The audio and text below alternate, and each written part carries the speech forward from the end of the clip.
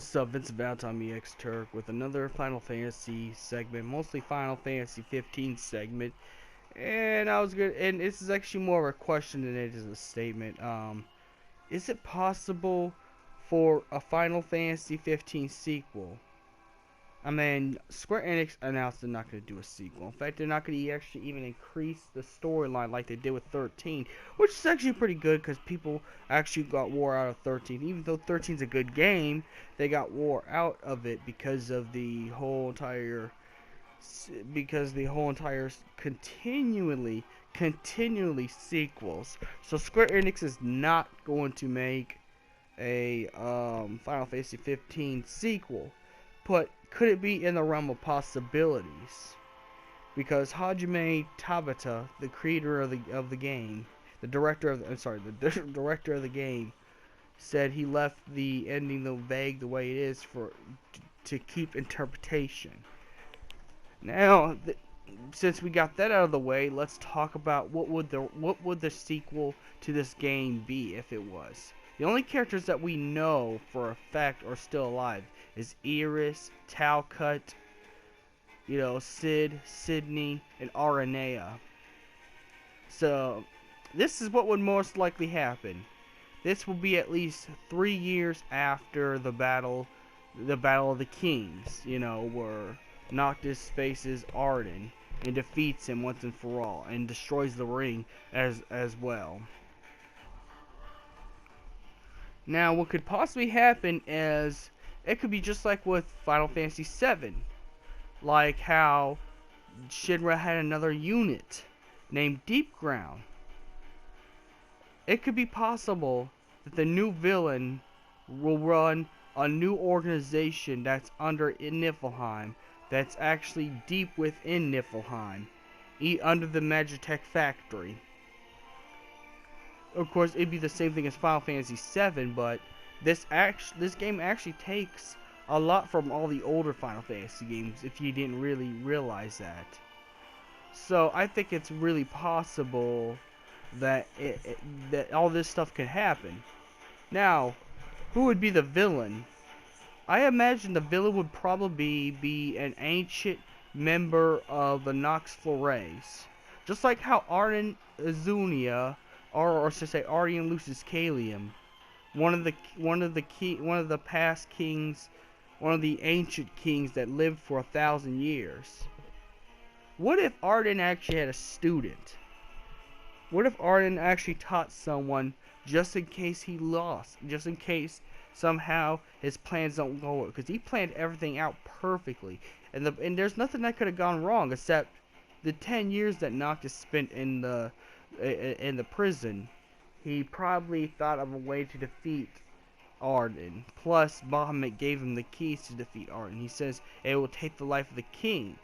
So Noctis, knowing that's why Noctis had to take the photo from Prompto, because even they knew that in order to get rid of Arden, he had to extinguish himself, because the ring just kept coming back every time a Lucius King was alive, and Noctis was the last blood line in there.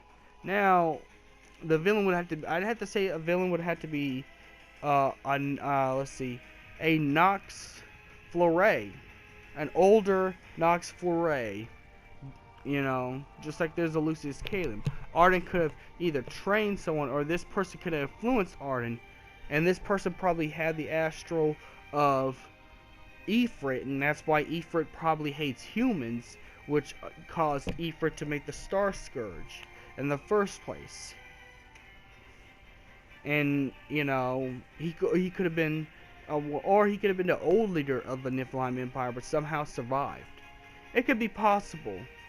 But I'd predict the new villain would be Nox Fleury. This could be either Ravis's great grandfather, or his dad, or someone. The dad's out of the picture, and Ravis is close to his mom and his sister. We don't know anything about Ravis's dad. Ravis and Lunafreya's dad. Ravis and Lunafreya's dad could be the original director of the Niflheim Empire and gave the Niflheim Empire to Idolus. Who knows? We don't know. or this could be some great grandfather from the Nox Fleury family that wants revenge. It'd be a good parallel to what happened in Final Fantasy 15, except this would be run differently because, well, this descendant of the Fleuries is not immortal. So, you know, it would run differently. And of course they'd have to make a weaker villain, because if your main characters are going to be Talcott, Iris, I mean, even Aranea, and Aranea would be the strongest person to be alive. We don't know what happened to Prompto, Ignis, and Gladiolus. We assume that they joined Noctis in the afterlife, so they're probably dead. So Aranea would be their strongest. So Aranea would be the strongest character they have. So more likely Aranea Highwing would probably be the main character. Now, it could happen. This story could happen like Final Fantasy 13. 2 has done. You know, it could happen where there's a new character introduced to that's probably has a personal relation to the new villain. There could possibly be 2 Nox Fleury members in hiding. You know, it could probably be who knows? It could probably be a Nox Fleury member from a distant time period trying to stop the new bad guy, to stop the new Nox Fleury villain, which I'm gonna go ahead and guess it's at least Ravis's descendant, or the very first Nox Fleury kings, because the Nox Fleury family mirrors the Lucius Caelum. There's always bad guys and good guys in the family.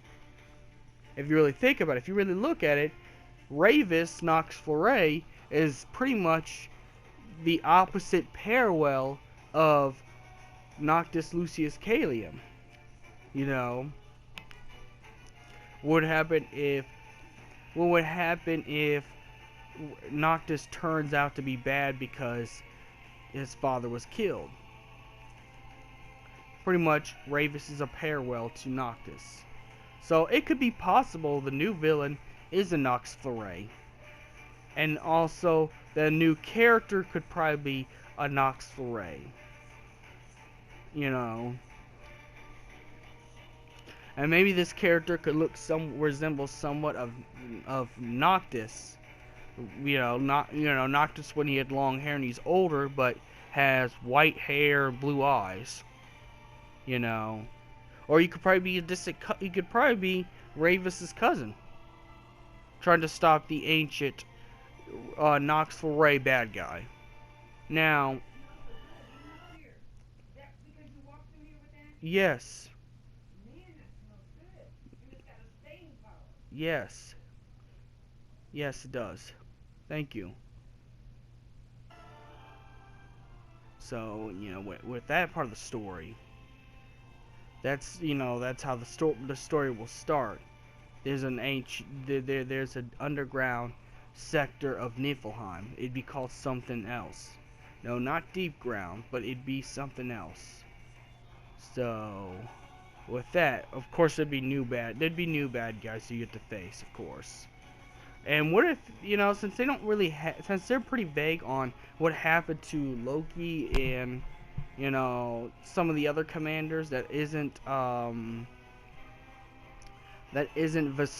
Vestal, it could be possible that Loki and Corgi could have joined up with this new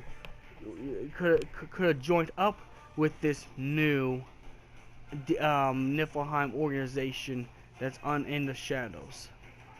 Now, for the story and premise, since now we just already talked about the villain would have to be cut. Couldn't have immortality or be as strong as Arden. I mean, let's think of it. If you really think about it, Caius is not stronger than Orphan. In fact, Caius' strength is the same as Lightning's. Because he's also just a regular l'Cie. Just a l'Cie that turned bad. But Caius is not stronger than Orphan. Maybe Bartolonus by himself, but not Orphan. So the villain would have to be at least a little bit weaker. So this new Nox Foray couldn't be as strong as Arden. So let's get to the story. The story arc would probably be there's a rise of ever since Noctis has passed away, and so did his royal guards. Ingus, Prompto, and Gladiolus. Talcott, Arnea, since Arnea is the strongest, she'd probably be the main character you play as. Since they made Final Fantasy 15 all about the guys, they'd probably make one for the girls, like they did because they always do that with the Final Fantasies. Think about Final Fantasy 10 too. They would make Arnea the main character, and they'll make it optional where you could choose either Arnea to play as or Ravis's cousin somehow. The new character, the new Nox Foray, that's a good guy. And then you'd have in your party older Talcott and older Iris. Now, older Iris and Talcott would hook up. So they're a couple and they hunt demons. So you'd have Demon Hunter, Talcott and Iris team up with Aranea and Ravis's cousin to stop the new Niflheim. Or should I say the remains of the Niflheim Empire. And the evil Nox Foray, descendant. And they would have to defeat him. Now they'd probably make it some back where Noctis comes back. Now since this is not a time basis thing, meaning that this is not a time basis thing, because the reason why Lightning came back to life for the third sequel was because it was a time thing where they went back a time. Lightning defeated Caius in that new time period.